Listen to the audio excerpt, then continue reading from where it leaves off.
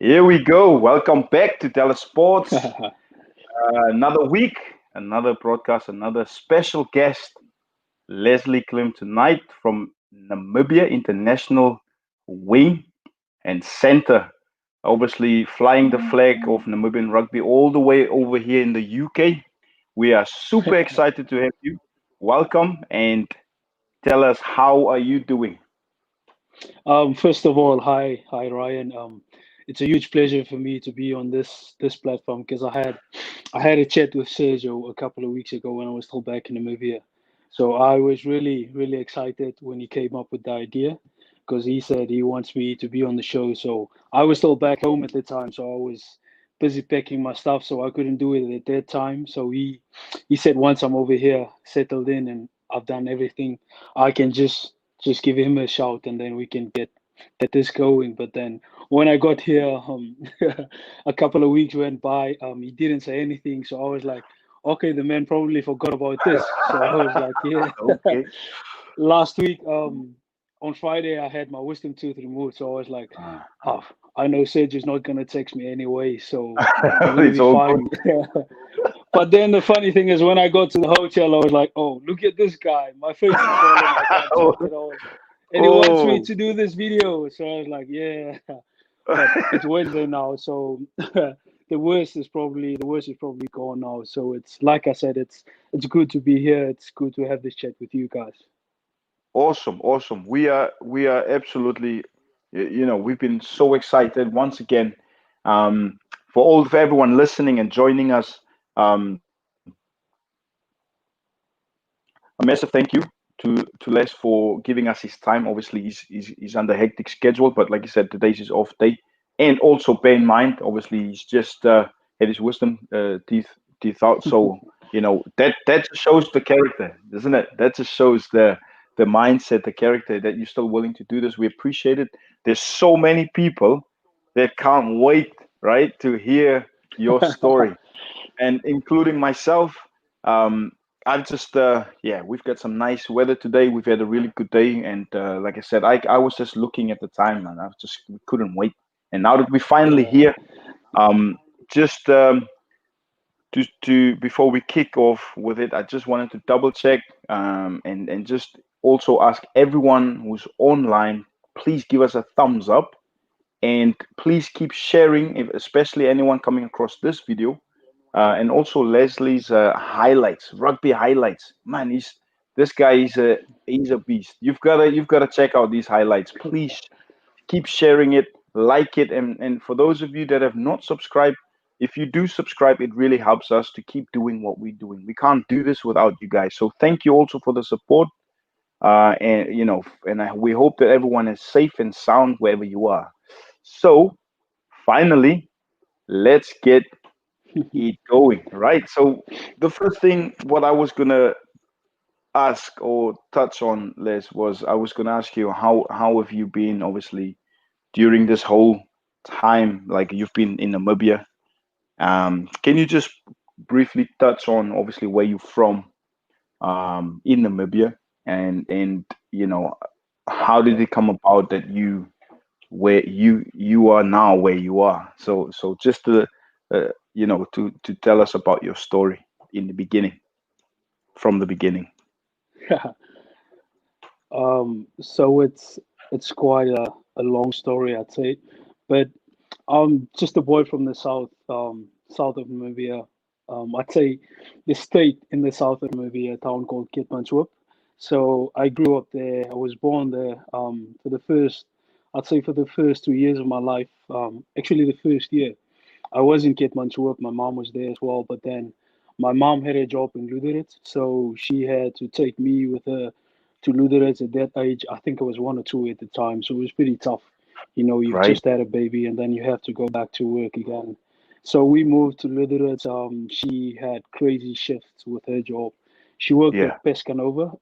It's a fishing company in Luderitz. So her shifts were like she had to go in at 6 in the morning and then knock off at 6 the afternoon. So I had to stay with an aunt of mine. So it was pretty tough. So my grandfather just said, bring my boy back home. So she took me back home, and that's when I started growing up in Kitman. So I'd say from probably the age of 2 years old up until just after school, I was in Kitmanshoop. And after I matriculated, I went to Windhoek. I was probably the only one in my family who was fortunate enough to go and study. So I did fairly well after school. Mm. I got a bursary from the government. I went to study at Polytechnic, which is now the Namibia University of Science and Tech. So I did four Right. years over there. In my last year, um, I got the chance to represent the national team. I got kept. We went to Uruguay. I had my first test against Spain, my Huh. second test against Italy A. So it was an emerging Italy side. Right. I think Right. I scored two tries in that game. And after the Gee. game, you went back to the hotel, you check your phone, it's all messages and stuff. So I went on Facebook, Facebook Messenger. So I don't know what I thought, but I went into my spam messages and junk and all those stuff. So I saw there was a message and there was a guy that called me by my name. So I went in and I viewed it, and he said he was an agent. He said he's a rugby agent. He saw the Right. game and he can possibly help me to get opportunities abroad. So at the time, I was helped by Alexander Bota. He was one of the seniors that was in the Yeah. team. So he was with us in Uruguay as well. So he was helping me so that his agent become my agent. So I Mm. had his agent, but then there was this guy that contacted me on Facebook as well, and then there was another guy from France that Mm. contacted me as well. So all of them wanted to be my agents. So I had three options. So I asked for agency agreements from all of them, and the guy who is my agent now, he came with an agency agreement that I pretty much liked, and I Yeah. said I'll sign with him. So I signed with him. I completed or I finished the Curry Cup season, the Super Sport season. I did that back home. At the end of the season, I formulated a video, and he sent the video to clubs abroad. I Right. think the Right. first club that came back to us were Rotherham Titans. So they said, we want this guy immediately, but I couldn't leave at that time because I was still busy with exams. Okay. I think I had my last module probably on the Monday, and they wanted me the week before. So I was like, I'm sorry, guys, I can't leave now because I still have my exams. And my agent he was adamant as well. And he said, no, I have to finish my exams. I can't leave Your without exams. getting Yeah. that Yeah. done. So. So I told Rotherham Titans I couldn't go. And then a day or 2 days after Doncaster Knights came through, they said Uh-huh. no. I think they had an injury. One of the centers got injured. And they said, no, we want to sign him. So they came at the right time. So I spoke to Coach Phil and Len Jones at the time, and I Jones. told Right. them, listen, I have two Mhm. options or two clubs that are keen to sign me because Rotherham Titans, they were keen to wait. So I spoke to Phil. Firstly, I spoke to Lynn, and Lynn Mhm. said the best option would probably be to go to Doncaster Knights because Rotherham Mhm. Titans were going to be relegated at the end of Mhm. that season. Mhm. And then I went to Coach Phil for second opinion, and Phil said the same thing. So I Right. signed with Right. Doncaster Knights. Right. I flew. Everything happened so fast. I got a ticket. I had to leave the Friday, I think, which was the 22nd of December. I had to leave the Friday. Ooh. I got there the 20 seconds. Saturday. Say. I arrived in Say that again. Manchester. They sent someone to pick me up.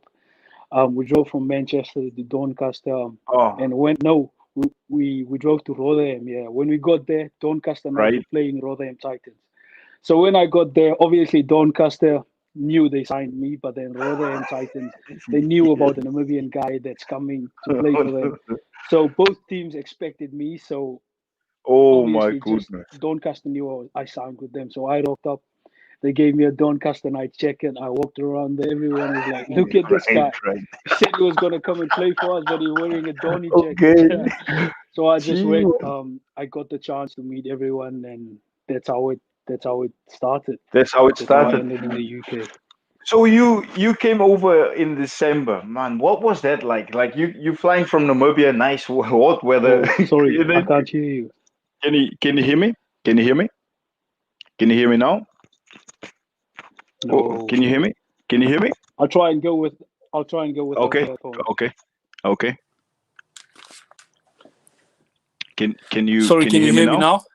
Yeah, yeah, we can hear you loud and clear. Can you hear me? I still can't Are hear you you, good? sorry.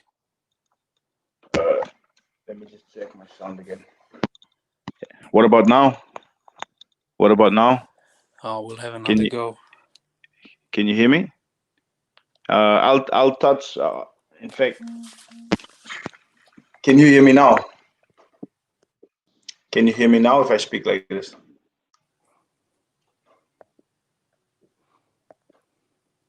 Um, Sorry, hi Ryan, can you hear me? yeah, I can hear you. Can you hear me? Can you No. hear me? No? One sec, one sec. Oh, come on. Can you hear me now? Yeah, I can hear you. Can you hear me? Can you hear No? me? Yes, yes, yes. No, I I can can't hear you. hear you. You can't hear me. Oh man. Let's try and reset it. Let's try and reset the chat. The Let me just change this. Give me 1 second. Give me 1 second. We both hear you guys perfectly. People are saying that they can hear both of us clearly, but you can't hear me. Um, while I'm trying to sort this out for Can everyone you try listening, and go without your headphones? yeah, I'll try and go without my headphones. Let's have a look. Can you hear me now? Can you hear me now? Still can't hear Can you you. hear me now? No? What about mute? Can you unmute? Um,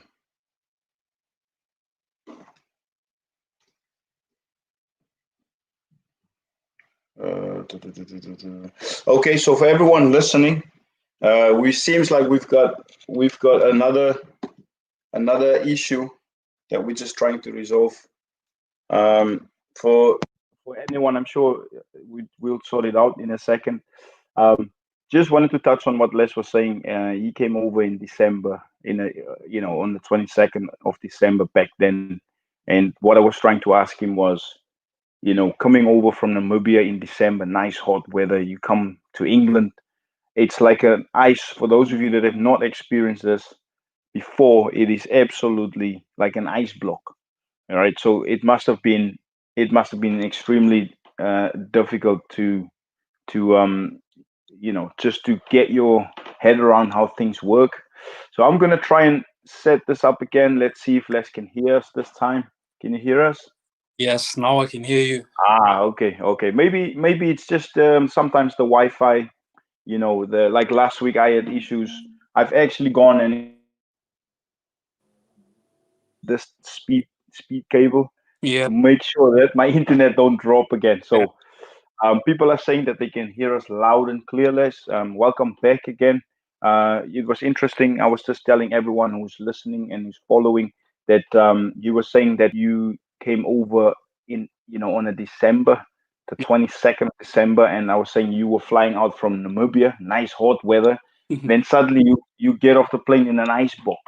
Yeah. That must have been quite an experience, mentally especially. What do you have to say, like mental agility, mental toughness? What's your thoughts on that?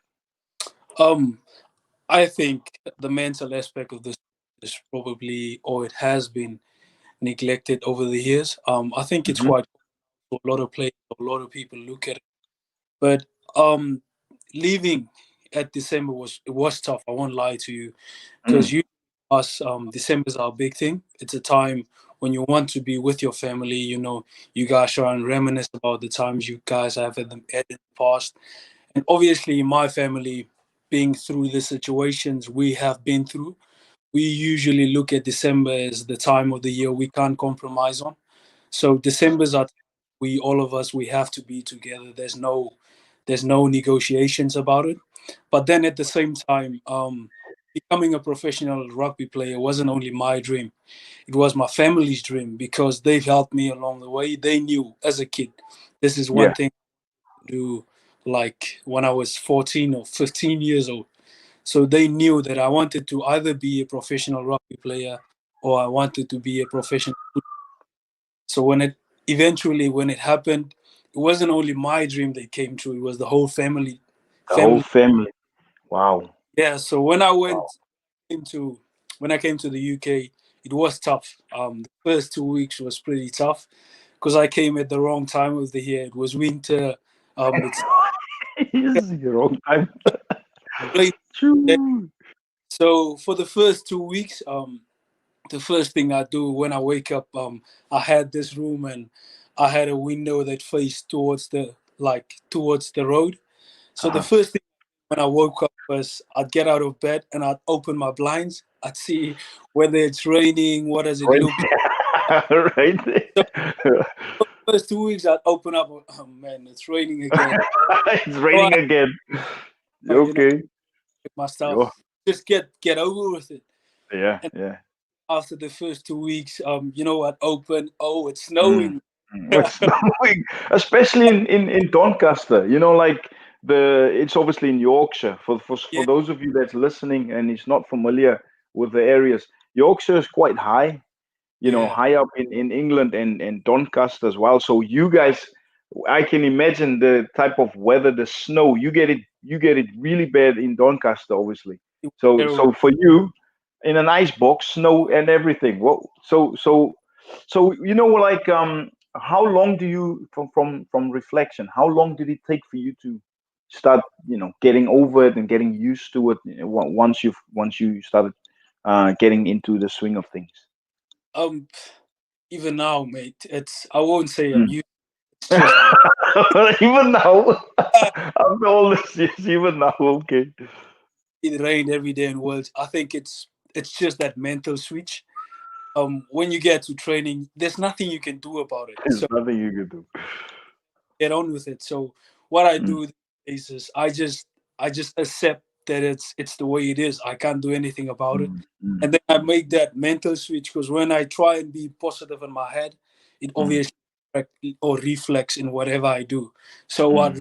my arms out, I'll shout or I'll do just whatever I can do to enjoy it, and then I know Yeah, it really yeah, because over yeah. here it's pretty bad as well. Like it Well, rained in Don and in Swansea it just rained, but over here uh, it's wind.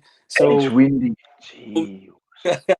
so It's it's like it's tough. it's this island thing, isn't it? It's Yeah, probably the island because it's so yeah. Like exposed. doing Yeah, I yeah, you're right. like it's tough, man. And especially if you're an outside back, you don't always get to see the ball, or you in the thick of it. So you've got to find ways to stay connected in the game, isn't it? So I so that's why I'm just mentioning it. But go on, you were saying. I remember the first game I played in the snow. I Mm, wasn't playing on the wing though. I was playing in the centers, but right. then snow was so bad you couldn't see like 5 meters away from you. So the wingers they stood out on the edge. So cold. It was just white. You couldn't see anything. But then they had their hands in their pants. So just to make sure when the ball eventually comes to you, you can at least catch the ball. But then you Uh-huh. can't. You just tuck it and then you brace for contact. Man, it was tough, but it was a good experience. Like when I went back home, everyone wanted to know what it was like playing in the snow. And I Yeah, think highlight reels. I think in one of the videos, there's I think a clip or two where we play in the snow. I saw that. I saw that. I thought, is that PlayStation or? You know what I mean? It's a, So but yeah, it looks pretty cool. You know what I mean? I've been fortunate enough to have experienced that quite a few times as well. When I played in the championship, we played against Worcester at Six Ways Stadium, and there's a photo where I'm tackling a guy called Benjamin, the wing, from yeah, behind, and next to us a snow so thick and high it looks like foam. It doesn't look real because they've got a 3G pitch, but they had to scrape the snow off. Like yeah, in the Birmingham area, it also they get snow. I'm yeah, talking about really bad. So that was for me also. That was just like when you watch it on TV, you can't imagine what it will be like, but it's actually pretty cool, isn't it? yeah. It Like is. it's just an experience, and that's why for everyone listening, especially in Namibia, young guys, it's so important to keep working on your micro skills Yeah, because you've got to prepare for any type of weather. So, do you feel um, you what you've done and how it come about, and you playing now overseas at that time, and even now, do you feel that you're constantly learning, even though you've been here for a while, you're still learning so much. Do you feel that, or do you experience that as well? Yeah, most definitely. Mm-hmm. Um, Back in Namibia, the game was different. Obviously it wasn't at an amateur level. Mm-hmm. So at UNAM we were quite fortunate because the first 3 years that I were with UNAM or involved with UNAM, we had a former World Cup coach. Mm-hmm. So quite simple. So we had kind of like a structure the Right. way we. So when I came over here, when I went to Doncaster for the first time, it was quite tough for me to adjust Mm-hmm. because it's the first time that I probably realized there was something called a playbook. We had some, Right. but this was different. There was a room with iPads, with laptop stuff, where you had to study the way we wanted to play. So quite difficult because with or when I was at Doncaster, I'd say for the first 4 6 phases, you had Mm, to be at a certain place at a certain time and perform a certain job. mm, So mm, mm, mm. I come from a background where I'm just passing through, You just give me the ball. but Yeah. here for the first phase, I have to clean the ruck. For the Yeah. second, I have to pass a flanker. For the third, I have to be on the blind side if they change direction or whatever. So it was tough for me to adjust to it at the Uh, first, probably the first 2 weeks. But then the third week or so, I probably had it on I had it on my phone. I took mm, pictures of all the slides or whatever. I went mm, home, I studied it, and then I got used to it. And once I got used to it, I started performing, and mm, you mm, kind of like you understand your job, and by that you can control the forwards or control other mm, players as well. So I think back home it was an amateur level. So when I came over here, it was a professional level. mm, So mm, they required a lot of other stuff. You had to be able to catch the ball early or mm, pass the ball mm. within a certain time. You Certain had to be way. Mm, yeah, you had to be able to catch and pass or perform a certain skill under pressure. So it mm, was tough coming over, but then I enjoyed it because I embrace those type of stuff. I like to learn new stuff, and obviously, if you can learn those new traits, at the mhm. end of the day, better player. Oh man, that's well said, because I'm sure there's so many young guys, that to the build up towards your chat, there were so many questions. People, man, it's just like boom, like they've. I'm sure whoever's watching, that's a good thing that you've just said about the skill set that you're mentioning about the catching and the passing. Don't underestimate how far that can take you by Yeah. catching, learning that skill, catching and passing, um, and conditioning and stuff. Coming to that, I was going to ask you this.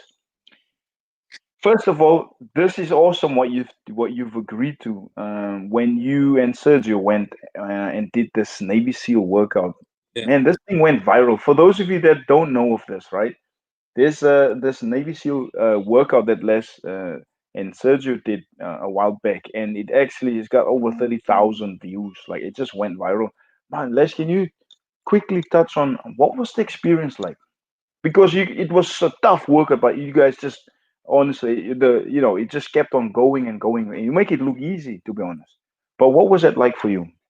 At the time I was back home, obviously it was locked down, but I had like an off-season program that I had to do, stuff that I got from the club. So I'm very grateful. I'd like to say it on this chat as well. I'm very grateful to say because he really helped me within that time. It was a challenging time, but I had him to guide me along the. Whenever I had to do a bronco or yo-yo or whatever test I had to do, he was there for me.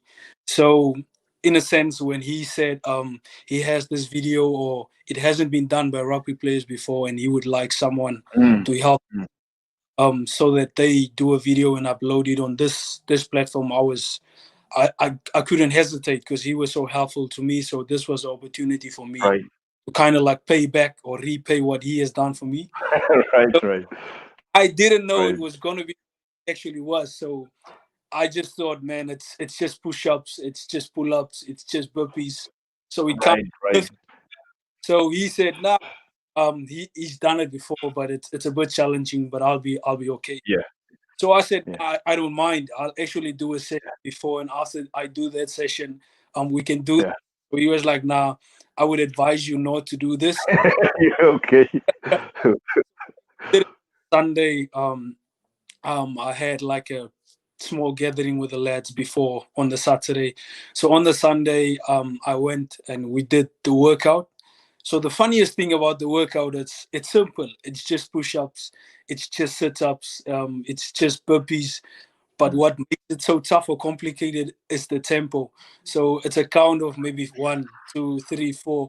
But within those 4 seconds, you only do one push-up.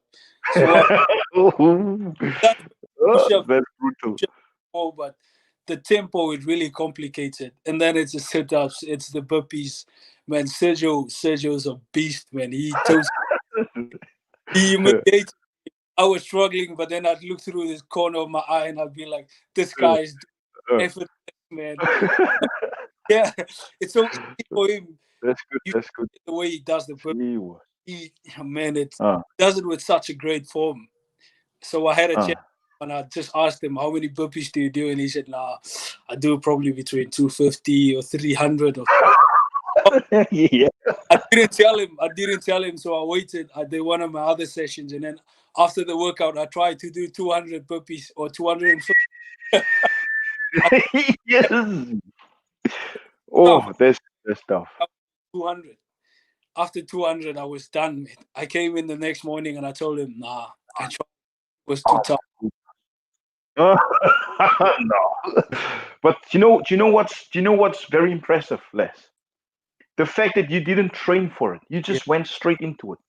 Like I said, it just shows your character and your mental toughness. That's why I'm really impressed with when we've had a chat also before, like what you're saying, because I can see that you take pride in what you do, and when you from what I can see, and I'm sure people that know you will probably agree with it. It seems like when you set your mind to do something, you want to do it properly. And yeah, and the fact that you just mentioned afterwards you went and you give it a go, 200, burpees, man, that's why we need guys like you in yeah, Namibia. We need more people with that mindset. There is. I'm not saying there's not. I'm just saying people need to come forward and put their hand up. And that's why I'm just picking your brain a bit and on that. I'm just quickly going to connect with people on the chat, Leslie, just for a few seconds with messages. We've got a message from Manuel saying keep on learning and improving. Give us a strong arm there. Thanks for that. Then there's someone who's asking Mrs. G, what is the best thing for him? That's for you now about England. How has he coped with the Yorkshire accent? That's a good one. What was that like? What was that like? Um, obviously, I'd say the best thing probably for me would be to be doing what I am doing. Uh-huh. Um, I'm in quite a very fortunate position to be or to have rugby as my job. Since I was a child, this has been my childhood dream. Mhm. So to be able to do something that you really have a lot of passion for, that you really love, to do that as a job, I think is a very fortunate thing to have. So I think that would probably be the best thing for me, because Right. foreign country, I'm really far away from home. Mhm. So this is an opportunity for me to kind of like um, to show people, or I'd say it's bigger than me in itself. Because Mm. I'm England. If I do well, a lot of people will probably be like what happened in Doncaster. Mm. People would be like, who's this guy? Where's he Mm. from? What's he about? So Mm. I have an opportunity to connect, I'd say, the two countries. I will tell Mm. him I'm from a small, actually not a small country. I'm from Yeah, Namibia. with small population, but Yeah, big country. Yeah, yeah, yeah. We play rugby back home, and we quite good at it as well. yeah. Besides, there's a lot of other young players or good players that Mm. or they can perform at this level. It's just that there's a limited number of opportunities for them. Yeah, yeah. I That's. know I can help another player or Mm. in that way. So I really feel this is bigger. It's bigger than just it's bigger than me. Like Mm. when I went to the Ospreys, this is outside of rugby. This is outside of rugby now. So Yeah, yeah. connect to people on another level. Like Hmm. I'm a very spiritual guy, so Right. I met a pastor in Doncaster Hmm. um or I think a couple of weeks before I signed for the Ospreys. I lived with an Islander, two boys from New Zealand. One was an Islander and the other one was just from New Zealand. So Yeah. we were at church just around the corner because I'm a spiritual guy as well, Yeah. and Yeah. we have that spiritual connection as well. So we decided to go to a church, the two of us. The first time we got there, obviously the pastor saw that these Yeah. guys, they they're not from here. He's not from here. The big as well. The Islander was he stood out, and I was. Yeah. So at the end of the Mm, service, the pastor came to us. He introduced himself, and we just told him, no, we play for the Knights, and we were looking for a church, and this is actually the first service that we attended, and it feels mm, like hope because it was similar to the church that I went to back home in Namibia. I went to CRC, and Legacy Church in Doncaster was quite similar to that. So right. a few weeks passed on. The Osprey gig came, so I went to church again just to go and say thank you to God, just to be grateful. Hmm.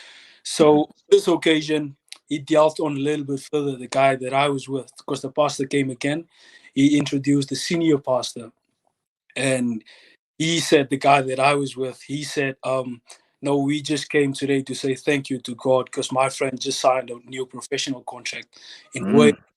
So the In pastor, Wales, right? oh, this is quite a small world because Right. he's pastor at the same church in Swansea. So I was like, oh, Ah. that's really good because I can stay connected when I go down to Swansea. So funny thing is when I went to Swansea, probably 4 weeks after I got there, I went to this church. And when I got to the church, this pastor, I finally met the pastor, and he ended up being my best friend in Wales. So this wasn't anything to do with rugby. It was outside. Rugby. Yeah. Right. Right.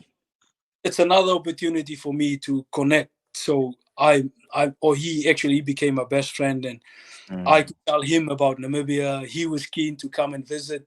So that's why I think I'm in quite I'd say a fortunate position to, Fortunately. yeah, Right. to come to England, to stretch, Yeah. I'd say to stretch the Namibian border a little bit Mm, mm. about where we're from, what we do, what we like. And at the end of the day, just honor God, I'd say, and just be thankful for what I have in the position that Awesome. No, awesome. Thank you for sharing that. Like that's obviously more on the personal side, but I, at least sometimes, like I said in the previous chats, with all the fantastic characters and people that we've had on the chat before, that sometimes people see, they see you, but they don't really know you, but they know of you. Mhm. They might have seen you on, newspapers or wherever, or they might just locally, and Yeah, they just they've made up their mind about what they've heard of you, or the one time maybe they've met you. Now that's your makeup, that's your thought. But coming on a platform like this and sharing a little bit more about yourself, hopefully people can then see, you yeah, know, who you really are in, on this type of level. But like I said, man, I'm just inspired because I can relate to what you're saying. I can relate to what you're saying, and the things that you've been through. But there's so much more to talk about, Les. It's exciting, and like I said, I normally is one for. Last week I said, oh man, I can't watch rugby. I don't like watching rugby because it's boring. That's not what I was trying to say. I just wanted to correct that, because for me, if something is fun, I want to get involved. I want to do it. You know what I mean? Like in rugby is one of those things that I happen to be playing from a young age as well, and that's why since I was small, I just wanted to get involved. And that's what I was trying to say. But anyway, do you find yourself watching games a lot, and do you also feel, do you know what, I actually want to play, I don't want to watch, or which yeah. one do you prefer? I'd say it's quite a funny one because there was a time, I'd say, before all the setbacks, all the injuries I had. Mm, This mm, was, yeah, when things were going well. I'd say I was quite a fanatic. Every opportunity that I had, like back home, I lived with my cousin, who I regard as a older sister to me. Like she's been Mm. rock ever since I was in high school. Like she knows because I lived with her. She knows on Saturdays, there's no Leslie, even though I'm there, but you can't disturb him Not bad, right, because right. he wakes up, he eats, he watches rugby, then he eats again. He watches rugby, then he eats again. So that's my schedule. I, That's your schedule. it's all I did over weekends. But Uh, then there was a time in my life when things started becoming tough. uh, So I'd say I lost a bit of love. I lost that side for the game. I didn't really like watching games because things were mm, well for me. But then fast forward the time that where I am now, I'd say I'm back at that stage where I fell in love with the game again. Like mm, the over here, they know every mm. time there's a game on, just ask Les what time's it. Well, that, I, you got those schedules, right? that I'm in that I'm in that Uh, in shape again where I really love the game. I like because we don't really watch the game or just watch the game. We mhm. watch the game to learn from the game. We study the game or whatever. So I'm in that place now where I enjoy rugby. So I'll watch it, and if I have a spare time, I'll just watch rugby. So, so watching from what you're saying, I me now I'm on the other side. I've got a coaching hat on. Yeah, I'm not. I'm fine myself. I don't want to watch live games. I'd rather want to watch it afterwards. Like even though I know we can record a live game, I'll go and watch it afterwards so that I can stop if I've seen something, and then look at it again and thinking, "What? Okay, that's deep. That's deep." Do you know what I mean? Like that. That's how find myself watching games now. It's still fun though. It's still fun, and I yeah, still get that same feeling when I used to play. yeah. Coaching. So it's pretty cool. It's pretty cool. That the next thing I was going to touch on. I don't want to keep diverting, but I know I've got obviously a platform that I want to ask questions because there's so many things I want to ask. Less setbacks, right? Setbacks. We all have setbacks. What do you?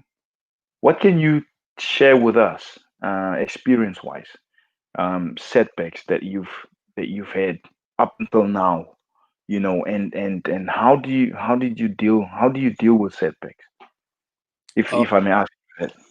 I, that's a very good question because I'd say I had a fair share of setbacks from a very young age. A lot of people, or some of the people that really know me or that know about me, myself, they would know about this. When I was in grade 9, I'd say was Mhm. the first I really had my first setback. I think it was grade 9. So I was in a class with a couple of cute girls. So we were sitting at a funny story. So obviously, we were a quite well known. We were a bunch of well known boys. So in my class, we sat at the back of the classroom, like I said, with a couple of beautiful girls. So Mm. I did part, but then obviously, if they smell it, they'll obviously know it's me because Right, right. I was the guy sitting with them. So I didn't do it. So I held it in. So I just heard like a funny. So I went home. I started feeling pain. I Uh, started uh, on my cramps and stuff. So I told my mom. So the uh. thing in my family is they know I'm a big eater. Even now, Yeah, I, even though, yeah, if I don't eat right. wrong, it's like a red flag. So my mom wasn't eating, so she knew something wasn't right. So she took me Uh, to. They couldn't really do anything, so she took me to the hospital. After when we got to the hospital, the doctor, she said I should pee. So I peed in a little tube or something, and they saw the blood in my pee. So mm, they couldn't let me go home because they don't know what they're dealing with.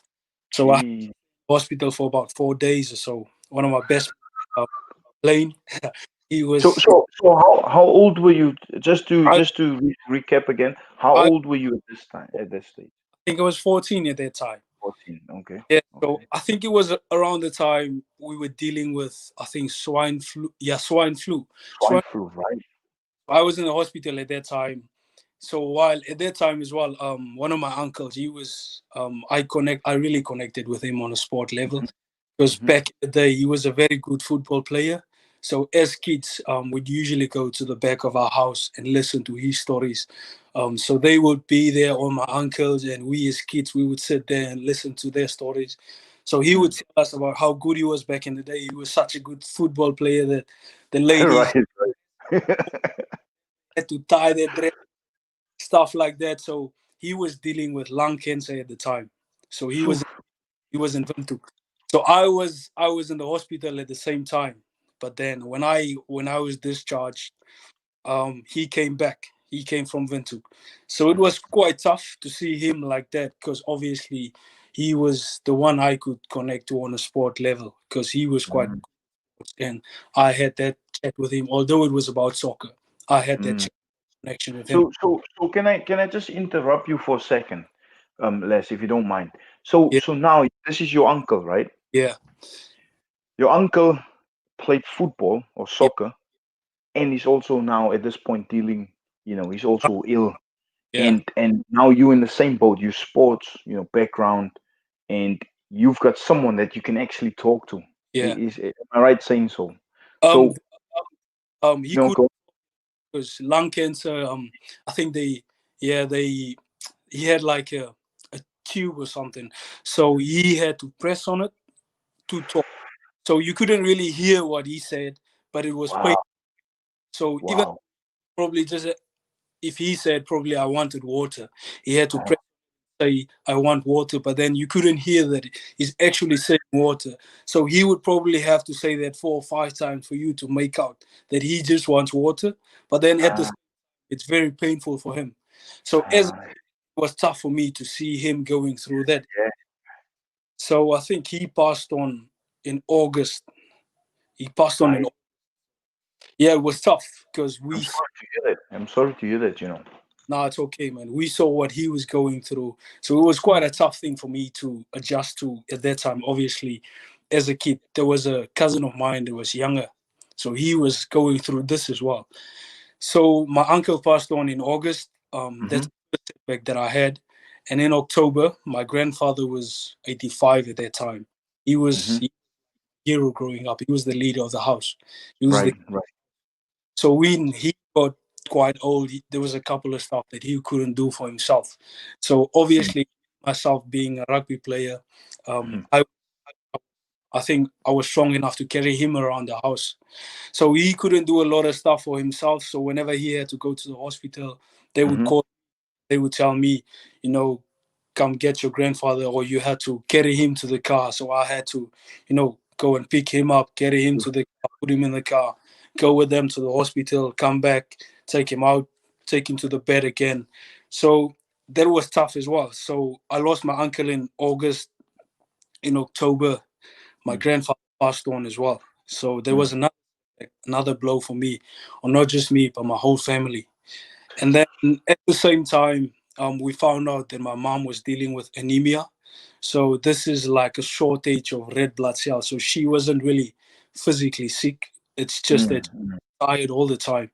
Mm-hmm. So it was tough because obviously I first lost my uncle, I lost my grandfather, and now we're dealing with the fact that my mom's she's deteriorating as well. She's sick as well. So things got so bad to a stage where she didn't talk at all because she was so tired. We had to send her to Windhoek because obviously there were better facilities for her to get better, for them to deal with her. So she went to Windhoek. I think it was my grade 10 year, Mm-hmm. January. The school started early January, and then things started going really bad for my mom.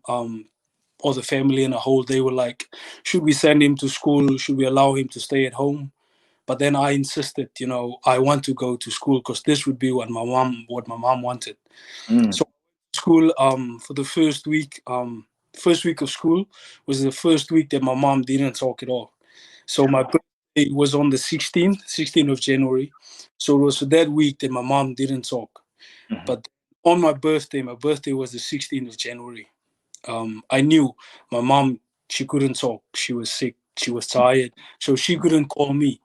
But then she called me. Or the first thing is she arranged like a surprise for me. She knew I was going to school. So when I Yeah, got yeah. she knew I liked carrot cake.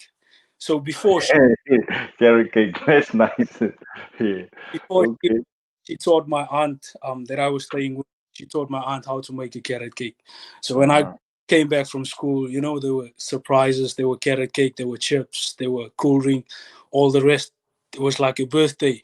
But obviously, I remember the fact that my mom's not here, so it was tough to take. But then she surprised me. She called me, and I was like, "No, mom, don't talk. I know what you're going through. I know you can't talk at all." But Yeah. she was, no, my son, I'm just calling to say happy birthday. I know it's your birthday. I can't be there for you today, but I just wanted to make the effort to wish you a very happy birthday. So that it really, it turned things for me. So the next day, yeah, around about 4 o'clock, 3 o'clock in the morning.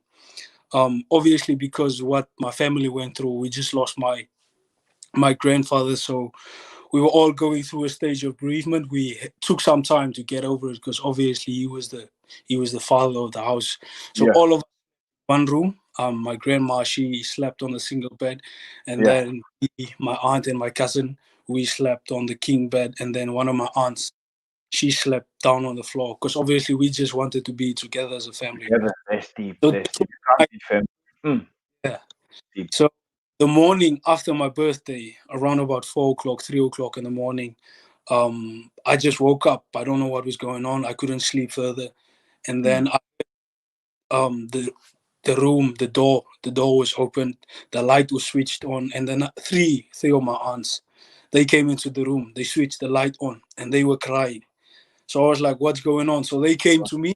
They Yeah. lied on me, and they were crying as well. So at that time, I knew something wasn't right. It's either Right. very wrong with Yeah. my mom, or it's what I don't want to hear. So Yeah. we went to the living room. They told me, "No, we're sorry to tell you that your mom passed on." So I was like, "How can this be? Yesterday was my birthday, and now you're telling me my mom passed away." Oh man. It was probably the toughest blow for me. So I'm just 16 years old, mate. My Oh. mom, I lost my uncle, I lost my grandfather, and now I lose my mom. So I'd say that's the type of pain that it changed me. So it took it really Mm. time for me to get over that. Mm. My mom passed away. We buried my mom just a week Mm. after my mom's passing. At the same time, my family was having that discussion again. Should we allow him to go to school? Man, it's grade 10 here. Will he pass grade 10? What Mm. Mm. with him? So I said, no, I want to go back to school. I went to Right. school. I remember it was a Monday. Um, they said on the intercom at school, Lesley Klim, can you please come down to the principal's office? I came down. I went to the principal's office. I saw my cousins. So I Uh-huh. was like, what are you guys doing at school? So they said, nah, you should come. We have to go back home. So I jumped in the car. We went back home. And on the way, as we were driving to our house, because we had 3 funerals over a stretch of, I'd say, 4 months, I knew what it's like when there's a funeral at our house. Yeah. So the gate was open. There was a lot of family members. So I was like, no, man, this can't be. So I came to the house. They said, our grandmother just had a stroke. She passed away as well. Just you. Four, four people, four key members of my family, four important people for me. All of them passed on in the space of 6 months. So as a kid, I was like, how do I deal with this? How do I wrap my head around this? And the thing is, I wasn't the youngest one in the family. I was the second Mm. youngest. There was Mm. a younger cousin. He was younger than me. So Mm. he still had his mom, but it was tough. The boy is just 8 or 9 years old, so it was a tough one for me to take. But not only for me, I'd say for the family as well. Mm. So I'd say that was the first share of setbacks. That Wow. Les. that's why I Les. had the first hit of setbacks in my life. I'm so sorry to interrupt you, bro. Man, you see what I mean? You see why we're doing this? I It's guess that's I why I appreciate I getting appreciate you being so open, you know what I mean, and sharing this, man. Yo, this is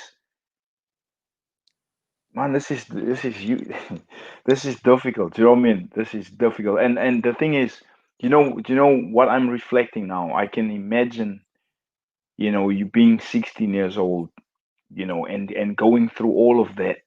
And now, you've grown, you've gone through. It must have been such a difficult experience, and it's molded and shaped you. And Yeah, still, you decided this is what I'm going to do. I'm gonna I'm gonna do it for my family. You've got everyone's got a purpose, right? yeah, And this is levels, bro. This is like this. I mean, everyone listening, can you guys hear? This is inspirational because how many people go through difficult things and then they give up. They give up. You said in the beginning when we started that your whole family, it was their dream as well.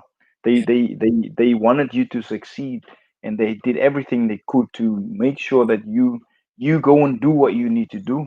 You know what I mean? And then that family, close family members gets taken, and then you've had to make a decision. What do I do? And do you feel you've made the right decision? yeah. Most definitely, man. I'd say that's probably was the toughest moment of my life. I'd say, but then it's where I'll probably learn the most. It's the part of my Mm, that really shaped who I am today. Because after everything that happened, for a few, like, it's a type of pain that changes you, obviously. So for a couple of months I was really distant. I didn't really connect to a lot of people because I had a lot of questions, mm, because my grandfather, he was one of the leaders at the church that we went to. So being being raised in the house where we were raised, we learned about God from a very young age. So mm, you kind of tend to question the fact that despite everything what happened, you can't ignore the fact that you have to question, where's God in all this? Man, I'm mm, 18 years old. I lose my uncle, I lose my grandfather, my mom, and my grandma. So where's God in that? So I remember there was a big stone next to mm, the house. It was against a fence. So I remember I sat there one day and I just thought to myself, I had some quiet time and I just talked to myself and I was like, if there's really a God, or if you can hear me right now, you know mm, what I'm, this amount of pain I have. mm, Just take it away from me and I'll live the rest of my life. I live it mm. for you. Phew. So it took some time. Things happened, like one thing to another. And then it took some time, but I got over it. I wouldn't say I'm over it, but I found a way to deal with it. Found a way to deal with it, right? That's you know what, Les? That's just before you carry on. This is like gold, right? What you're saying now is like a pot of gold, and it's like in Psalms where it says that your cup's overflowing. Yeah, Like the knowledge and the wisdom that you've built up, and the like you've been molded and shaped, and you've gone through the fire. We all go through fire, right? And sometimes we don't understand. We sometimes we're not willing to keep on going through that fire because the scripture says that you'll come out better, when you come out come of, out on the other side, far more worth than gold. And this is what's been happening. And the thing is, you're running out for Namibia, in the UK, you're running out professional rugby player. It's all good and everything, but you sharing this now makes so much more sense. Does that yeah. make sense? That purpose, that drive. Yes, Um, yeah, what I man. Go on, carry on, man. Yo, this is what I deep. did as a kid, I had a passion for sport. Hmm. So obviously, I threw myself into sport. So Hmm. this it's kind of like the way I dealt with it. So obviously, my family they were very concerned because it was my grade 10 year because I have to pass grade 10 in order to go to grade 11. Mm, So what I did was I threw myself into sport. I did rugby, I did mm. football, I did athletics, I tried out cricket. I did everything I could just just to be busy, just to keep Ah, my mind. So what I would do is I would go to school. After school, I would come back home. I would have lunch. From lunch, I would go to rugby practice, do the rugby practice, jog back home, change, because one of my cousins, elder cousins, his name's Preston. He was a football player at the time. He was a pretty good football player, so I was looking up to him at this time. So I right, would rugby practice. I would jog back home. I would change. I would get my boots on, and then I would jog with him down to the practice because he was playing football for a club that was coached by another older cousin of ours. So I would right. football practice as well. And after football practice, I would come back home. I would eat. Sometimes I would be so tired I couldn't do my. I would sleep, wake up in the morning, do the bits that I have to do. I would go to school. But then my aunt would realize that no, this guy didn't do his schoolwork yesterday. She would. Right, right. So this was my grandfather's strength. He Yeah. You're not going to practice if you didn't do your schoolwork. So Ah, she had to fulfill that role. mm, So the next day I would do the same. I would go to school, come back, rugby training, come back, football training, and then I would come back and then I would do my schoolwork just to make sure she gets off my shoulder or gets off me. So I kept on. So I kept on doing that, and that's how I kind of like I feel like I dealt with the fact that or the Zorro or the pain that I was feeling. So after all the setbacks that I've been through, this mhm, is where I feel God really came through for me, or where mm, I feel He really showed me that mm. He is there for me. So within that same year, I was 16 at the time. I made the national, or not the national. I made the back in Namibia. They have this under 20 tournament, the newspaper cup. Right. For the first year, I made that. I was 16 at the time, so I played in an under 20 And the tournament. 20 league. And then, Yeah, oh, I made that. So the next year, so yeah, I tried out for the under 16 Grand Como as well, but I didn't and this make is it. Gran Como is the rugby. Yeah, yeah. Within that same, But you playing football on the on the 20 football. yeah. So I didn't make the Namibian under 16 side. So I was really gutted about it. I was really angry. But then Right. there's football, this under 20 tournament coming. So I tried out the under 20 tournament. I got selected. We went to Hobabas and we lost the final. Yeah, I think we lost in the final against Comas region. Right. Then I came back. I did my exams, my grade 10 exams. And at that time, they were still, I think the maximum points for grade 10s were 42 credits. Hmm. So I did my exams and I went to Windhoek while all my friends were still in Kitman. So I have all my best mate, Blaine. They were all at this one party. So the boys called me because Blaine, being my best mate, called Hmm. me because he got the highest between all my mates. He All got the friends. Right, right. 39 or 38 credits in Right, grade. I was in Windhoek with my family. I remember we were in the living room. We were still celebrating and stuff because I just got 40. So right. Blaine, he was like, extra, era. En ek het die meeste hier onder die ouens. Hoeveel ek het? So I told him, sorry, bro, I got 40. Okay. So You I got got 40. 40. Yeah, so Jeez. after all the setbacks, that's where I think the Mm, transcendency, everything started going well for me. So the mm, next year I was 17, we were grade 11. mm, I made the national under 17 football team. I mhm. made the under 20 newspaper cup team again. And they selected, after the newspaper cup, they selected, I think, a preliminary under 20 squad. So I made Okay. the squad as well. And at the same time, I made the under 17 national side. But we couldn't travel to Lesotho because I think they were like, I think there were strikes at the time. So NSSU and government decided we can't send the national teams because it's pretty risky, it's dangerous. Yes, yes. So after the tournament, or after we were busy or whatever, they sent us home. We went to town because I remember we still got some money, even though we didn't travel. We got some money. Okay. So we So you went got to town. We bought a right. couple, and there was Ah, like a chips and Russian joint not too far from our house. We bought chips and Russians. We went home. I still remember this because we so were the rest. Okay. not a lot of people know about this. So we were Uh-huh. in the room, and the national coach he calls me. So he calls me. So I told my family, "Oh, the coach is calling me. I don't know why he's calling me." So I answered the call, and he was like, Les, are you still in Windhoek?" So I said, "Yes, I'm still in Windhoek, coach." Yeah. And he said, "Listen, there were 50 boys in Southern Africa that were selected to go to a camp or a trial out at Chelsea, and you are one of the two from Oh, the good selected." no.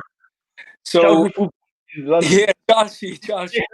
So it Yeah. was myself and another guy. I think Linton Wimmer. He was at Jan Moore. He was exceptional. He was like Cristiano Ronaldo. So I knew I wasn't a very good football player, but I could do some stuff, being Mm, the family that I'm from. So I could do mm, some. So this was my grade 10 year again. Sorry, this was my grade 10 year. right. And I was selected to go to Chelsea. So I put the phone down, very excited. I tell my family, do you know what? The coach just called me and he said, I'm selected. I'm one of two Namibian boys and one of 50 to go to Chelsea for a trial out. So they were like, I'm sorry, bro. Just forget about that. Because it's your grade 10 year. You have to write your exams because the exams were one. And then Chelsea or that trial out was at the same time. Same So time. it was a tough pill to swallow because Wow. how do you let that opportunity slip in your life? Wow. Wow. That's Trial. oh, But then I had to accept the fact that this is it's usually it's the best option for me because you can't neglect the academic aspect of life and obviously the family that I was raised in. I just mm, had to. So I got over it, and then I passed grade 10, went to mm, grade 11, and grade 12. In mm. my final year in high school, I made the National Academy Week side because In rugby, the okay, I see. Yeah, I see what you mean. academy side. Okay. And they normally go to South Africa. Yeah, I take it you guys we went to South Africa as well. Yeah. our tournament was in Pietermaritzburg. Right. So I was selected, played on the wing, played all 4 games. I think we played 4 or 5 games. Uh-huh. Uh, the third game was against who was it, Griffins, and the coach selected me, or he said I should play center that game.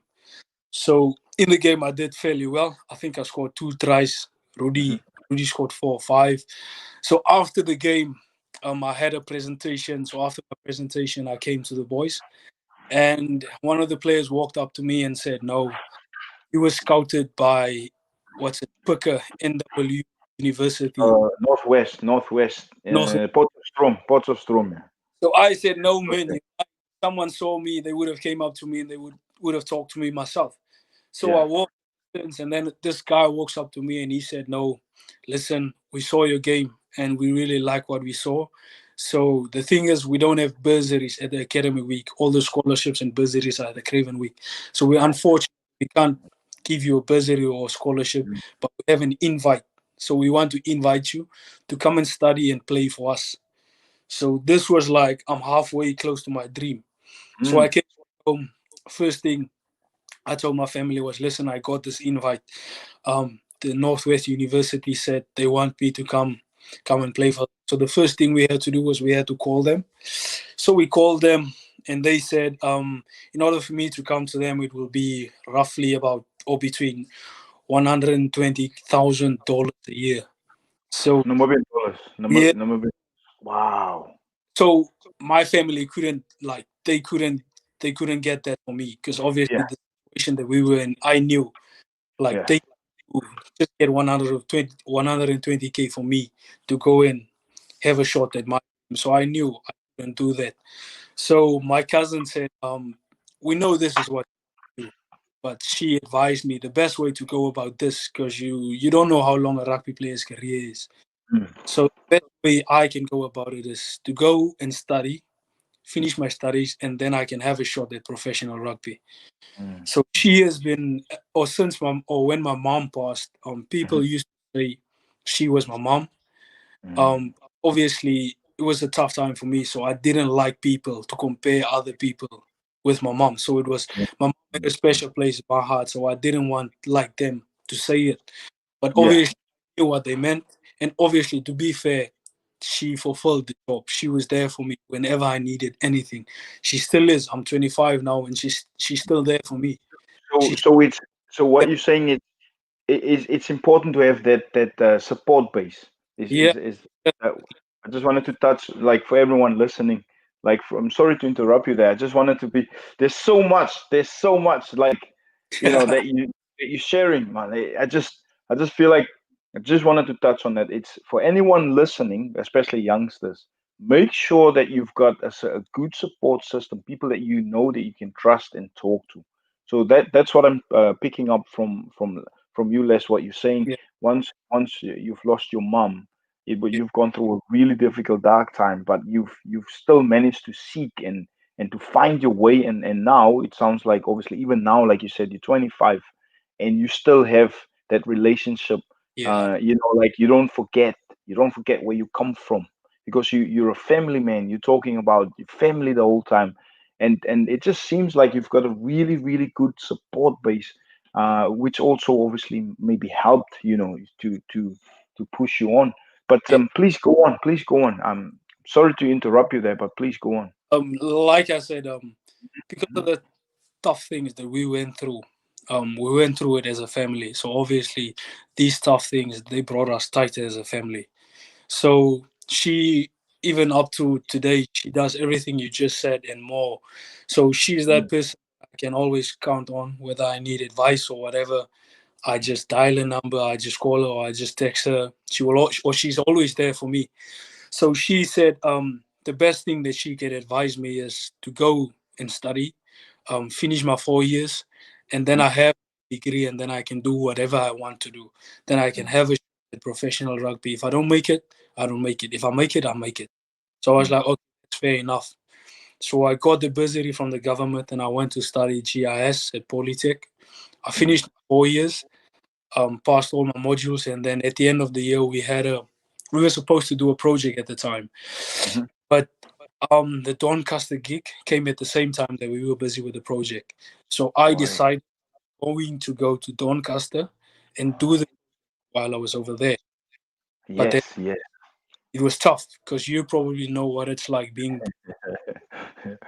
time rugby player. Ooh. One, And Doncaster, just to touch on that, Doncaster is ridiculous. It's probably one of the most difficult places to go to play against. Even though they've got a really nice stadium, like nice crowds, but it's such a difficult place if you don't play for Doncaster. So I just wanted to touch on that. But anyway, go on. Yes. it was winter at that time, so we went in between 7 or 8 o'clock. Mm. Um, we got home about 3 or 4 o'clock, and in winter, at that time the sun's already set. It's dark. So by 2 o'clock in the afternoon. the time to make food, once I had food, you just want to sleep.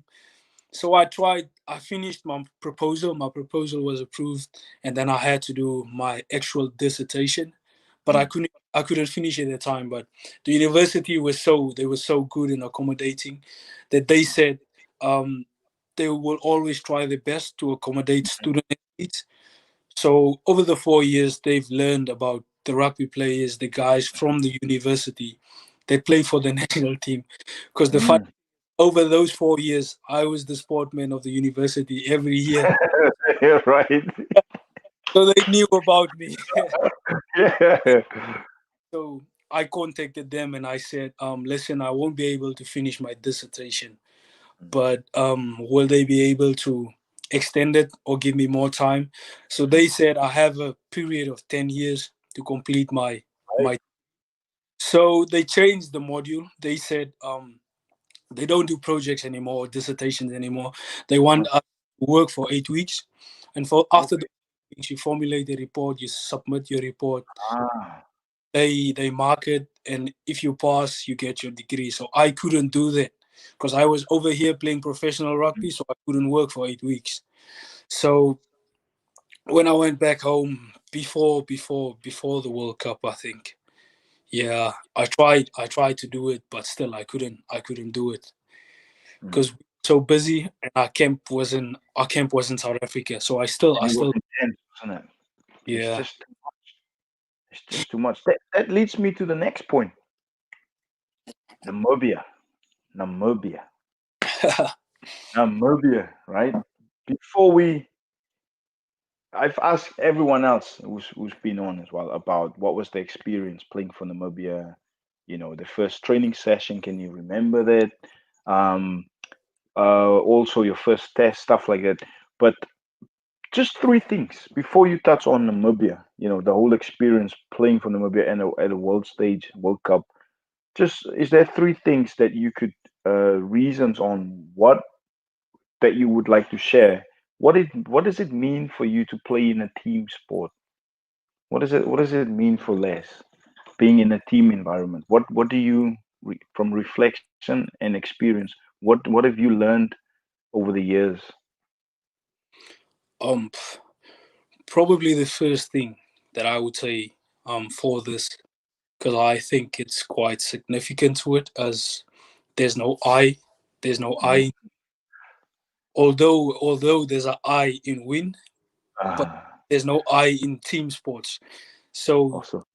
forget about yourself. You have to Awesome. put the team first. So that's the first thing that I learned about rugby or being involved in a team sport. And the second thing would obviously be has to be a certain type of cohesion, working towards a certain goal or teamwork. Yeah, there has Mm, to be teamwork. mm, And then the third thing I would say for me is the mm. pride I find within the team that I'm involved or that I play for. So Awesome. with this aspect, Mm, for me, it means that I have to give my 100% each and every time to help the team to win. Because to be honest, sometimes we take it for granted, but it's a it's a honor to play for Namibia. mm. Once you play a couple of matches for the team or for the national team, you tend to forget what a huge privilege it is. Mm. It's since I've been involved or when I got involved, or I knew what it felt like to not be involved in the squad. That hunger. Right. So once you get there, you have to make sure that you give your 100% Yep. Yep.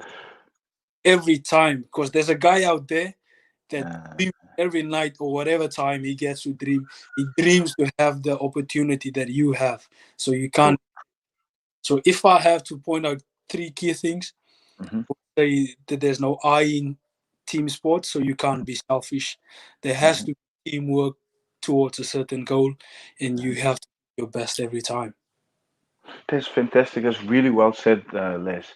I like the fact that you've got number one. There's no I Uh, in a team sport, and that I always try to, with the players that I work with, I always try and focus on team, ethos yeah, and values and make sure that everyone's find out everyone's purpose and then marry that so that we can have a purpose as a group yeah, so that we could actually, like you said, if you have a goal and everyone's on the same page, then you can keep track of where you are, by reaching how far or close you are reaching your goals.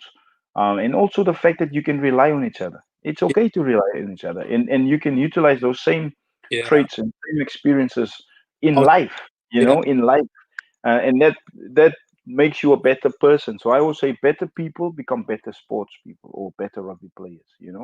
But that's really well said, man. That's awesome. So let's touching on Namibia World Cup. Wow, 2019 Japan. What was that like for you? What was it like for you knowing that wow, you're gonna run out against the All Blacks, facing the Haka? There were so many people on Instagram asking, ask him about the haka, what was he and how do you deal with pressure and all those questions rolled up into one. What was your experience? Um, Obviously, the World Cup in itself was a childhood dream. So being selected to represent Namibia at the World Cup was a big thing for me because I had to look at the months preceding the World Cup. So I had I had a couple of injuries before the World Cup. Right. So there was a question of whether I knew I was gonna be ready for the World Cup. But then obviously I was like, would I be in the right mind space? Like the Right. mental and obviously the physical aspect of it. At the Ospreys we had world class facilities. When I Mm. went to Namibia, we had world class Sergio de la Harp, world class wind. So the physical aspect of it wasn't really a factor. It was just, can I trust my body because of the stuff that happened before the World Cup? Right. Right. I had to put in like those extra yards, those extra works, just to get that mental confidence that I can trust my body because I didn't play for 8 months preceding. Wow. Wow, 8 months. I That's didn't tough. No, actually 6. Sorry, I didn't play for 6 months.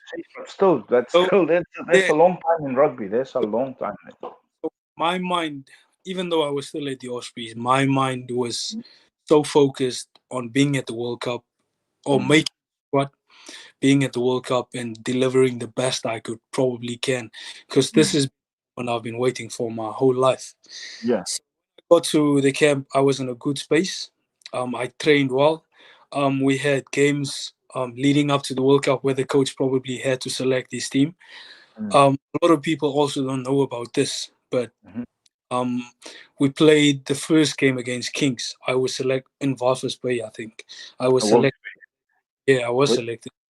But Uh-huh. then some stuff that happened behind the scenes. Um, I couldn't talk about it earlier, but Yeah. I'm sure Coach Phil hears about this, or he sees this, he's Yeah. probably going to understand why I'm talking about it now. Right. So Right. when we went to Uruguay the first time, when I had my cap, I played the first 2 games and I was excited to play the third game.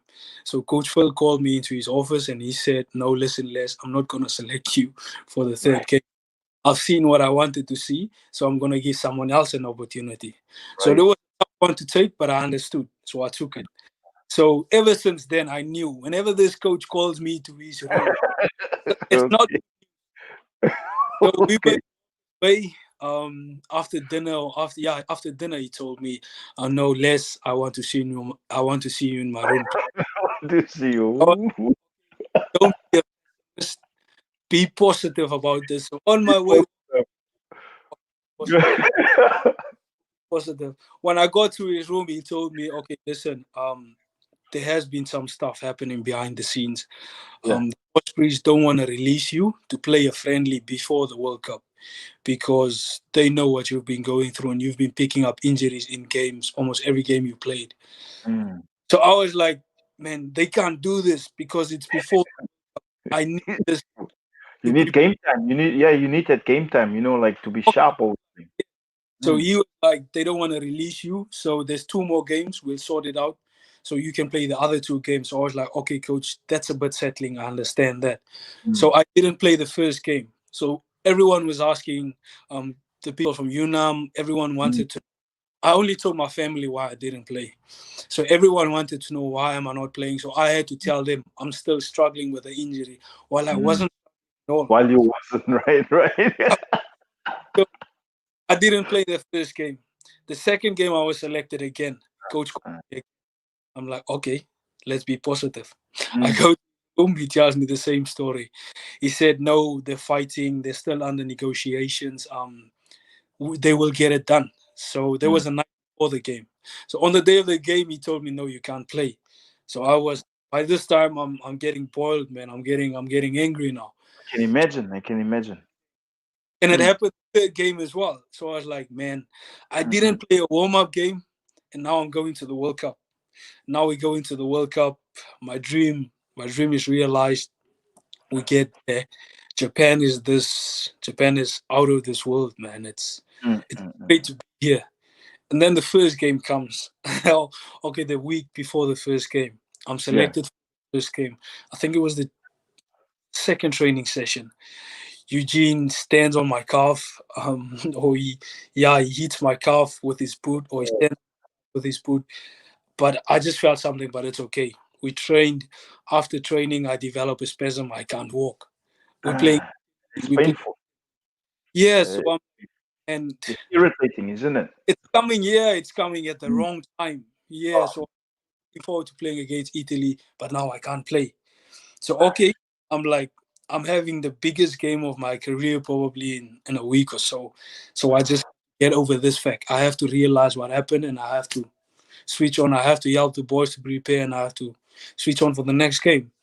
So the next game was against South Africa. I played South Africa after 6 months of having no rugby. Yes. So I have this niggle with my calf. We Ah. still warm. As we're warming up, my calf starts cramping. No, that was the start of the game. The start of the game, my calf starts cramping. So I just said, God, you can't do this to me, man. Brought me to Japan. You allow me to play against South Africa, Yeah. Yeah. cramping up. So I just I just tore it off, man. I pulled everything off, all the strapping I had on. I pulled it off and I threw it away. I stretched my calf a bit, and it was fine. I played the 80 minutes. After that, like, Boom. man, Huh? You just had to like dig deep, and yeah, the fact that just you just said you had to take the strapping off to get yeah. aggressive with it, man. Because That's awesome. it might just be too tight, so I just pulled it off and I threw it away. So I was like, if this calf goes, it goes, but I'm not going off. I haven't played for 6 months. I didn't play up all game leading to the World Cup, and no one's gonna take this away from me. So I played the 80 minutes. Had a very good game. I really enjoyed it. Mm, The second game was against the All Blacks, so I was nice. at that game as well. So the night before the game, Yeah. no one, I just felt like I needed some space. So I walked down to the beach. Um, Mhm, I sat there. No one probably knows. I sat there for a while. Just sat down, just reflected on the year or the 2 years that I had prior to mm, this. Because my first year at the Ospreys, I didn't play at all. I had mm, 3 major injuries. mm, Second year, or yeah, leading up to the second year, obviously the World Cup here. mm, What happened before the World Cup and all of that. So I just sat there, looked back on everything that happened, soaked it in, just felt grateful for where I am. mm, Obviously, what happened the week before, I almost didn't play against South Africa. So I just had like a quiet moment for myself. Thank God, said a prayer, and I walked up, went into the room, sorry, and I slept. Morning before the game was okay. We lead up to the game was it was just massive, bro. On the way there, there's people everywhere, mm. Japanese people. The funny thing is, you guys probably saw there was a Japanese guy that came to our hotel that sang the Namibian national anthem. Yeah, yeah, yeah. I've seen. Yeah, that's awesome. It Yeah, just shows how they embraced everyone. the effort that he made. So leading up to the game, I just like usual pre-game. I listened to music. I had my beats on. Mm, Um, on the way driving there, there's people everywhere. So you try and zone that out. Try and focus on the game. So when we got to the game, I was like, it's game time, man. This is the moments that as a kid you dreamed about. Because I remember growing up mm, before games, there was this video that we usually watched on YouTube. It's mm, about, do you want to be an All Black? Donovan Kanji, he narrated, or he says it pretty mm. good. So those were stuff that we usually watched before games. I remember before games, I used to watch the haka to psych me Alright. to get the game. Now, Now you're in the thick I, of it, facing yeah, it. so I was like, Oh, this is the moment, man. that's it. It's what you've been waiting for all your life. True, true. So I had Justin and I, we developed quite a good relationship over the years. He's one of my best mates now. We were Mm, roommates as well. So the two mm, of us, we stood together. mm, And I think I had JC Greiling on my right side, no, JC on my left, Justin on my right side. There's mm, this photo that Justin's father, I don't know mm. where but he sent it to us after the game. That Right. perfect it's how we felt or how we faced the haka. Like as a kid, I obviously watched the haka to, to psych me Yeah. up for a game. But at that time, I just loved that photo, man. I was unbothered, unfiltered. Wow. I was just standing there like, I can't wait to get into this game. Like, let's just get it on, man. Let's just get going. Let's get But going. Jesus. go, No, man, go. it sounds like I just wanted to say, Les, once again, everyone, youngsters out there, I hope you inspired. Not, everyone listening. I hope you inspired by what Les is saying. I can feel the passion. I can feel. It's almost like how you telling the story. I'm there right now. Do you know what I mean? I'm getting goosebumps here. You talking about that, and the fact that it's clear, the memory's clear, and how your reflection, where you when you were there at that moment, what was going through your mind. Because sometimes people wonder, what were you thinking when you were standing there, or what were you saying, or stuff like that. It's so nice to hear that you what was going through, or from reflection, what you're sharing right now, because it's important to hear this. People want to know, and I'm so glad that you just you giving it. Thank you for that. We appreciate it. But please go on. Yeah, Please, so it please go on. was nice, man. Like I can still remember the stuff leading up to the game, but then the game in itself, it was like a blur, man. It was so fast. Quickly. Like, even after the game, I felt like, can we please play over? Can we play again? Where Yeah, did it go? Been yeah, waiting for this for some time and it's just yeah. gone. So yeah, it was Yeah. a experience, and then the good thing in itself was the way they Wow. were game. Like these guys are, they're probably the best team in the world. So Mm, after the game, we had time to reflect. We mm, had to get to know them. We shared, exchanged a couple of jerseys. We had mm. conversations on the field, and then when we went into the sheds, they invited us to their changing room. Right. Another funny fact is, before the game, or actually, I have a mate. His name is Dwayne Alexander. Uh-huh. He's a fan of Sunnybell Williams, so he gave me this. He read it. I think he read the book, so he wanted Sunnybell to sign on the book. Sign But it, right. I was so focused on the game that I forgot the book at the hotel. So Wow. game, I was like, okay, how do I tell this guy, mate, I forgot your book? What do I do now? So I was like, what I can do is for every game we got two jerseys. Uh-huh. So playing jersey, but then I had an extra one. So obviously I swapped my playing jersey with George Bridge. So I had another one. So I was like, I don't have the book, but I can get this jersey. I can get him to sign the jersey. I So when see. we went into their shed, I went to him, I had a chat with him and I told him, no, there's a guy back home that really likes you. He read this book about you, but the thing is I forgot the book at the hotel. So can you please Ah, and take a picture with me so that we can just send it to him. So he was all good. He signed the jersey. We took a photo, and then we went into the main changing room because they didn't play, so they were in the changing room next to the main one. mm, So when we got in there, the coaches had like a chat. I think our coach and the New Zealand coach, they know each other, so they shared a bit of banter and made a couple of jokes just to settle the environment because obviously it's Namibia and New Zealand. Some boys might be shy. They wouldn't yeah. want these guys.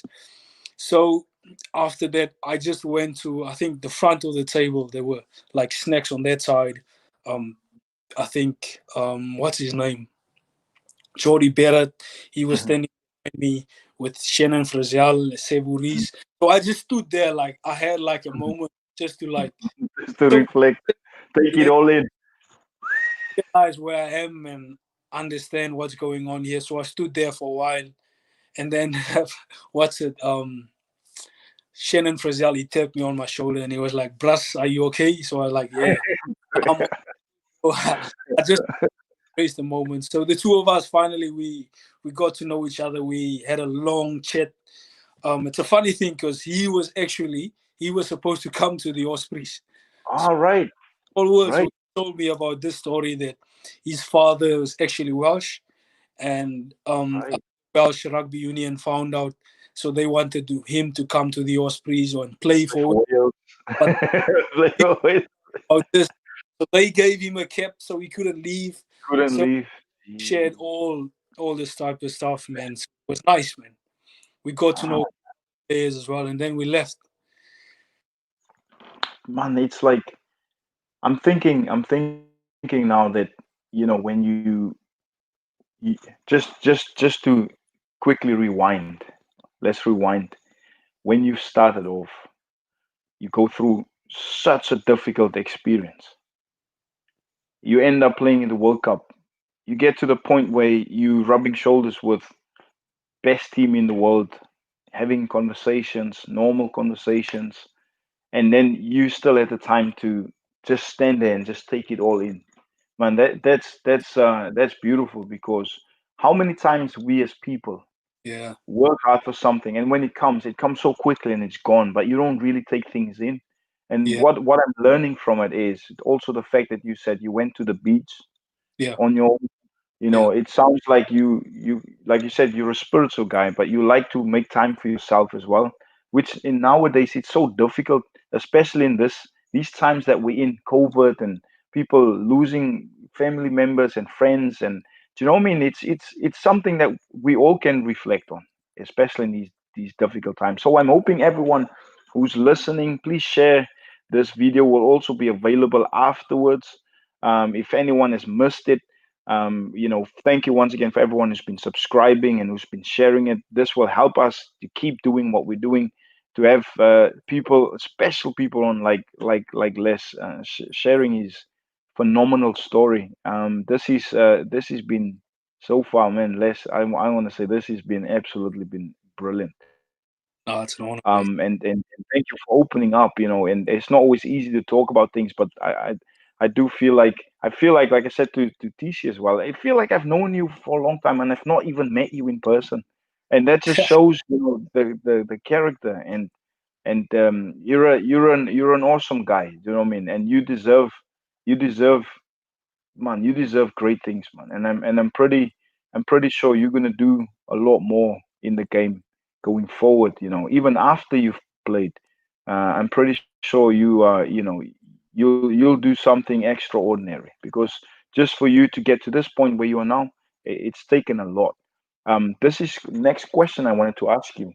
What's because this question is more based on people, players in Namibia, right? That have to wake up 5 o'clock in the morning before work, right? They're not getting paid for that. They've got to go and do rugby sessions, gym sessions. Then after work they've got to go to the rugby field again and do field sessions, and stuff like that. And then there comes a time where they do get looked after, reward, financial reward, stuff like that. But I just wanted to ask you, conditioning wise and nutrition, how important was that for you, for your own personal development, even up till now? And this is more for people back home, players back home. Um, in my opinion, I would say it's everything. I had a chat with my best mate when I was still when I was back home during this lockdown period, and I told him the funny thing is, because we bounce off each other a lot, and we have this saying that we usually say, it's in Afrikaans, so we usually say, "My honger is die ander man se hongerie." Mm, So I makes would sense. say, depends on how bad you really want something. So when Mm, I um conditioning and dieting, I would say it's imperative for professional sports. It's very important because I feel like it's 30% of what you do, the workouts, the training, but it's 70% mm. what you eat. Because I told him the True. funny, I was a professional before I became a professional. Before you I, became a professional, put that on a t-shirt, but put that on a t-shirt. And just blow it up. Say that again. Please say that again, because a lot of guys think I've got to be a professional only when I get there. yeah, But you just hit it. You just hit it. Please say that again. Please. not to be honest, What I, did you just say? I was a professional before professional because the thing is, you can probably ask Daryl about this. There were tough times with the Mm, Vodacom, think Vodacom, yeah, Vodacom Cup. There were times I was studying at this time, so or I had to wake up at 4:30. Cameron Klassen, he was also a very good mate of mine. He's been like a older brother to me. He's been guiding me along all these years. So he would usually pick me up at, I think, quarter to five. Then the two of us would go to training at 5 o'clock in the morning. This would be like a gym session or field session, but then the other after. So if we have a gym session at 5, there would be a field session at 6 or half past, something like that. So it's mhm, usually one after the other. Sorry. So after that, I had to go to the university. So I would go straight to Blaine's room. I would have a shower. From there, I would mm. go to. So I would be at the university for probably till 4 o'clock. After that, I had to take a cab home because Cameron. Yep. Then I go with Cameron and I go to training again. So after, Yeah.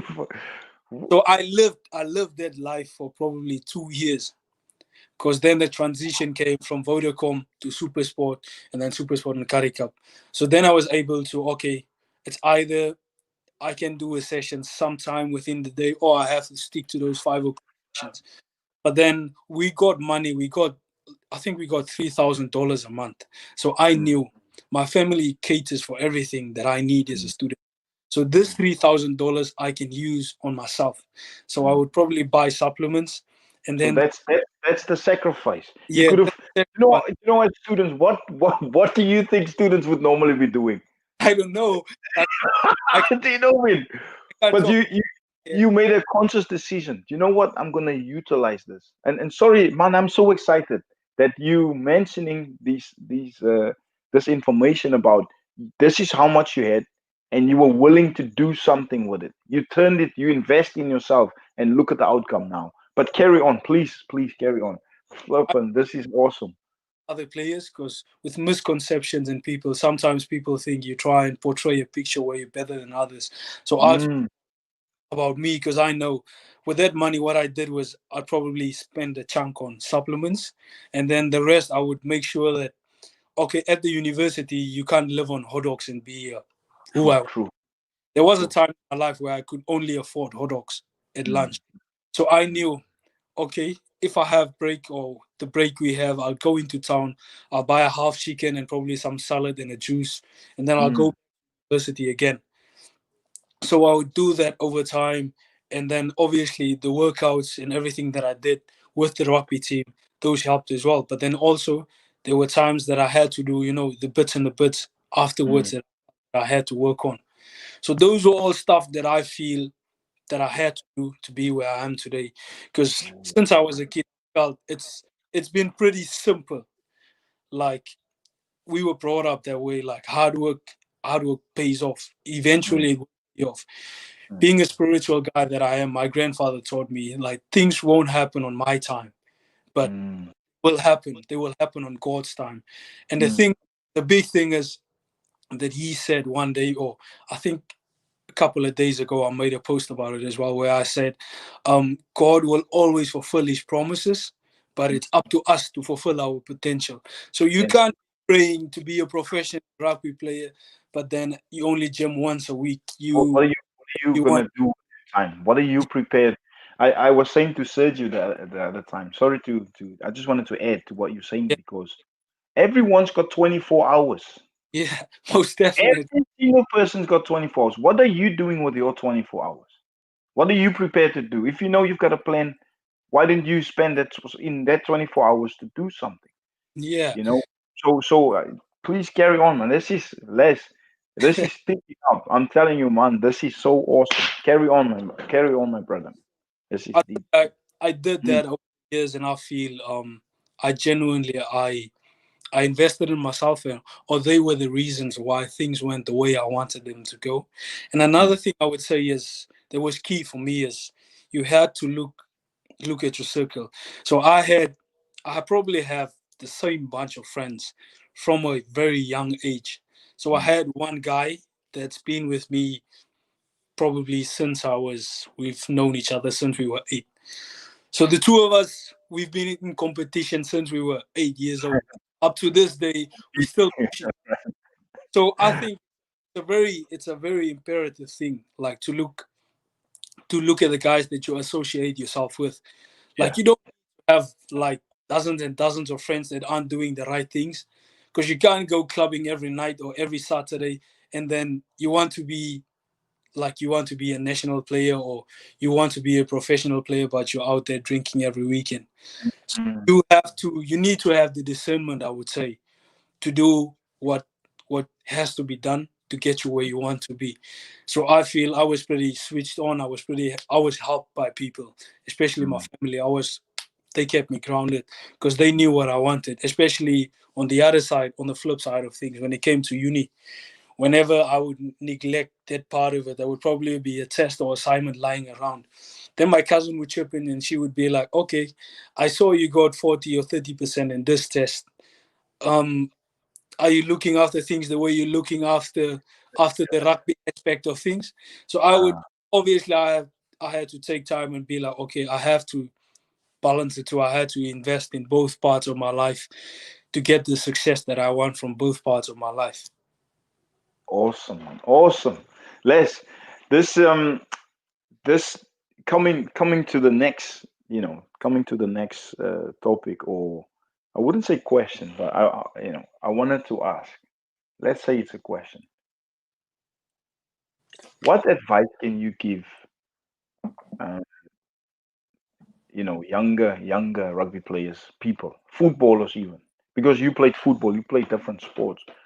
What advice could you give to everyone out there listening who wants to become, you know, more than just sports as a hobby, but to take the same type of pathway, who might be thinking of uni, um, I want to go to university, I want to study something, especially in these difficult times, we don't know how long this is going to carry on, but let's say it blows over, things, you know I wouldn't say things go back to normal, but let's say the opportunities are still there, right? And people can still, you know the dreams they've got, it's reachable, the mindset needs to change. What type of advice, maybe one or two things, could you give, especially the youngsters? Um, I would say stuff that like obviously it's tough, but then what I would do is I would tell people what I would do in situations, because I've done a couple of things and I've seen that they worked, and I've Mhm. seen what hasn't worked for me. So I think the key thing for me is, or I would say to young people or people in general, is to know who you are, know what Mhm. and know what you want to achieve. Like obviously, if you're a young guy and you want to be, or you're aspiring to be a professional rugby or football player, or in academics or whatever, Mhm. know what you want. That has Right. because another thing that goes with this is, I think it kind of makes the rest of the journey clear, because you have to have a level of discernment, I would say, to make sure you don't concern yourself with stuff Mhm. that won't get you where you want to be. In a simpler or in a simpler form, I would say do whatever has to be done to get you where you want to be. Like since I was a kid, it's a simple formula. You don't want to Mhm. say stuff that astonish people or whatever. You don't Yeah, want to. yeah, But the yeah. simple, It's just real talk. It's just you saying it as it is. work Mhm. hard. It will always work hard. It will always pay off. It It'll might pay you, right? be you want it to be, but I guarantee you, it will pay off. Awesome, awesome. That Yeah, is that, probably that's brilliant. know who you are, know what you're striving for, what you want from life, and Mhm. then work very hard at it. Because you can only do your best. And I usually told myself, I'll just do my best, and God will do the rest, whatever it is. So I'll just work hard in the gym. I'll eat well. I'll train as hard as I can. And if the professional contract will come, it will come. It might not be when I want, but it will Yes. come. So with that, you've got to develop patience as well, because you said obviously it's like a waiting game as well. But while you're waiting, you're preparing your soil. Yeah, You busy, you're working hard, you're putting in the work. So when the opportunity comes, you're ready. Now a lot of times we want the opportunity. The opportunity comes, but we've not put in the work, and then we miss the bus. You never. know, yeah, we've all. But that's why I asked you that question, because you've been an inspiration to a lot of people, a lot of youngsters in Namibia, who wants to be the next Lesley Klim. I'm like you've this is huge, man. This is huge. One day, I'm pretty sure you'll probably write a book. About your The the first whole. thing that, Eh? yeah. But I was gonna say, man, thank you for taking the time out, right? Once again, to come and share your story on our platform. We've been looking forward to it, and the fact that you also did workouts with Sergio, you agreed to it, and you've given your highlights. I would like to take this second again and to say to people, please, if you can, share the highlights, share this video, because it's all about inspiring. And if you're not inspired by his story, then I don't know what will inspire you. Man, I'm psyched up, and I've got a spring in my step now, because of now I know a little bit more about you personally, and when you're playing and we look out for you, man, we'll definitely, it's exciting because we know what you're about. You know what I mean? It's just something a little bit more spicy, more extra.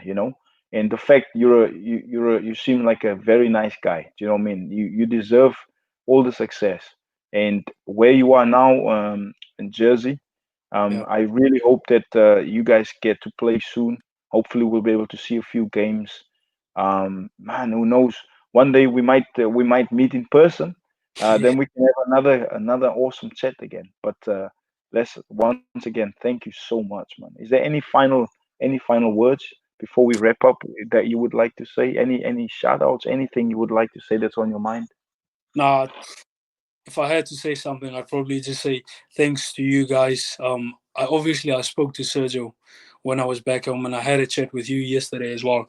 Sergio, obviously, he told me what the plan is, what you guys are doing with this. Mm, So, from my side, I would just say, man, it's a very good job. I really appreciate, because I know what you guys doing, so I really appreciate what you guys are doing. It's not very often that you find people that genuinely care so mm, much about others, not mm. really concerned about themselves. So I really want to say a really good job done to you guys, and Thank you, thank you. I really hope all the plans that you guys have with this would realize, and Mm. future is bright for you guys, man. Oh, I've awesome. I've seen how his head works, so I really Awesome. I hope and wish the best for you guys. Thank you, man. That's very kind. You see what I mean? That's very kind for you to say that. And we inspired. Les, you've inspired me. I wish you all the best, and I'm sure we'll maybe hopefully be able to get this done again, maybe in the future. And Yeah, so anytime. yes, man, this is.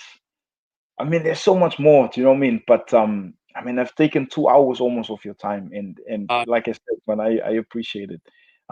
So what we'll do is once again for everyone, thank you for likes, thumbs ups, subscribing. We can't do this without you. Please help us.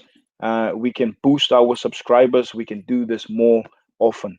Thank you. We hope everyone is safe and sound wherever you are, and we'll see you soon.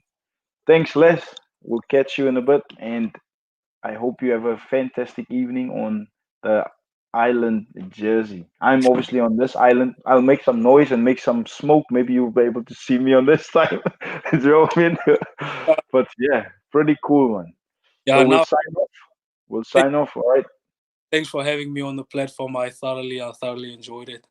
Yeah, and Yeah. like I said, I wish you guys all the best for the future, man. It's out there. Go get it. Do what you want to do with it, man. Thank you. Thank you. We appreciate it. We appreciate you as well. Thanks to everyone. All right. Good night.